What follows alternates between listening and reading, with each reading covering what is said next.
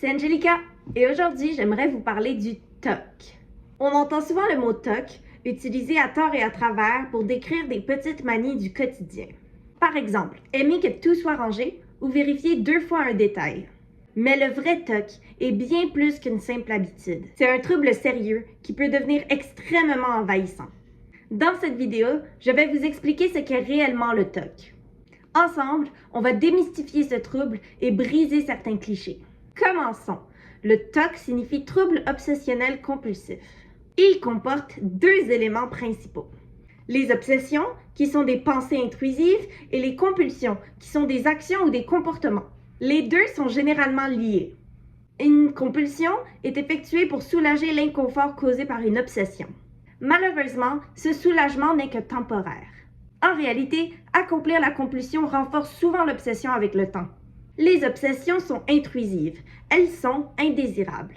Elles se répètent et s'imposent dans l'esprit d'une personne sans invitation. Contrairement à une démangeaison qu'on soulage en se grattant, le TOC est plutôt une démangeaison qui empire à mesure qu'on se gratte.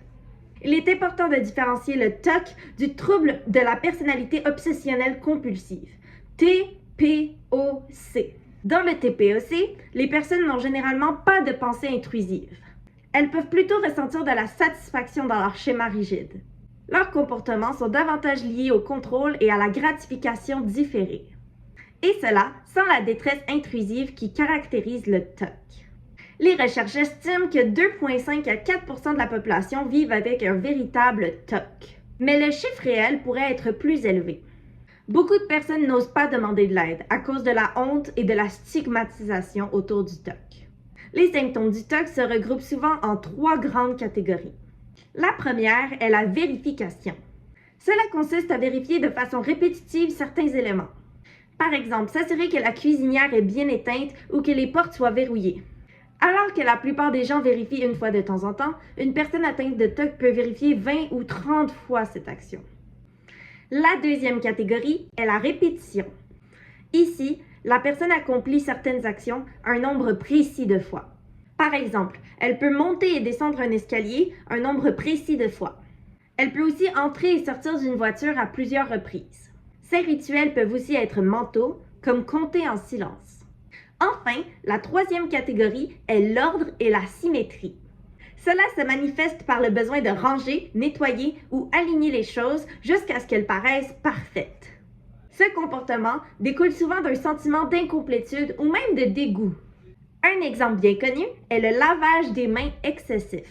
La personne peut se frotter les mains une dizaine de fois après une simple poignée de main. Ces catégories se chevauchent souvent. Beaucoup de personnes vivent une combinaison de symptômes. Les compulsions s'étendent souvent à plusieurs domaines de la vie. Cela rend le trouble extrêmement handicapant. En fait, le TOC est classé comme étant la 7e maladie la plus invalidante du monde. Il est si lourd, en partie à cause de la honte qui l'entoure. Aussi, les pensées intrusives et les comportements compulsifs consomment énormément d'énergie mentale. Lorsqu'une personne est prisonnière du TOC, elle ne peut pas se concentrer sur ses tâches du quotidien comme une personne ordinaire. Il est complexe de travailler, d'étudier ou même d'écouter les autres. Résister aux compulsions peut déclencher une anxiété intense. L'anxiété est essentiellement une peur sans menace immédiate. Le cœur s'accélère, la respiration devient de plus en plus rapide, un sentiment de danger apparaît alors qu'il n'y a réellement aucun danger. Par exemple, une personne pourrait croire « si je tourne à gauche, quelque chose de mauvais pourrait m'arriver ». Ces issues redoutées, qu'elles soient précises ou vagues, s'accompagnent toujours d'une très forte anxiété. Même si les personnes atteintes de TOC savent que leur pensée est irrationnelle, elles ressentent un besoin urgent d'y obéir. Ignorer les obsessions peuvent créer des détresses écrasantes, de la honte et même des crises de panique. Pour beaucoup, il semble vital de neutraliser l'obsession. Pour eux, le seul moyen d'y parvenir est d'avoir recours aux compulsions. Cela les enferme ainsi dans un cercle vicieux douloureux. Si quelqu'un pense souffrir de TOC, la première étape est de consulter un médecin. Un psychiatre ou un psychologue peut être capable de poser le diagnostic approprié. Le traitement combine souvent médication et thérapie, ce qui peut être très efficace. L'éducation est aussi un outil très puissant. Le TOC est une condition médicale et non un défaut de personnalité. Comprendre cela rend plus facile la mise en place de stratégies pour apprendre à le gérer. Il est aussi essentiel de ne pas traverser cela seul. Parler avec des proches ou rejoindre un groupe de soutien peut apporter une réelle différence dans votre vie. Les personnes atteintes de TOC savent souvent que leurs pensées n'ont pas de sens. Mais cela ne veut pas dire qu'elles peuvent les contrôler par la seule volonté. Se blâmer ou tenter simplement d'arrêter aggrave généralement les choses. Le soutien est primordial.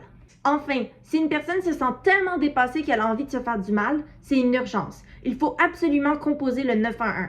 Le TOC est traitable. De l'aide existe. En souffrir ne vous définit pas et ne signifie pas que vous êtes fou. Merci d'avoir regardé cette vidéo jusqu'au bout. Si vous vivez avec le TOC, sachez que vous n'êtes pas seul. Il existe des ressources et des traitements qui fonctionnent. En parler est déjà un pas très important. Si ce contenu vous a aidé ou vous a appris quelque chose, n'hésitez pas à laisser un commentaire en bas de cette vidéo.